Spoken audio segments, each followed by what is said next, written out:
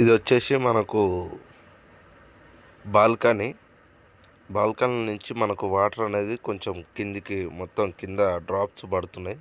ఇటు కటింగ్ కన్నా పైన మొత్తం గ్యాప్ వచ్చేసి దాంట్లో నుంచి వాటర్ అనేది కిందికి దిగుతూ ఉంది.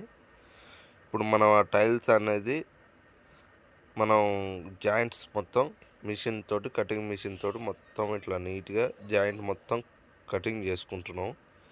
కటింగ్ చేసుకున్న తర్వాతకి దీంట్లో రాఫ్ కంపెనీ ఎపాక్సీ ఉంటుంది. ఇది వచ్చేసి ఎపాక్సీ. ఇప్పుడు మనకు ఇటు కార్నర్కి జాయింట్స్కి మొత్తం ఫిల్అప్ అయిపోయింది క్లియర్గా. మనకి ఇక్కడి నుంచి వాటర్ పడ్డా కానీ మనకు అనేది కింద దిగకుండా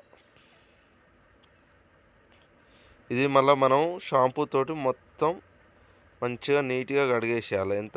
మొత్తం కడిగేసుకుంటే ఓన్లీ లైన్ వరకే ఉంటుంది.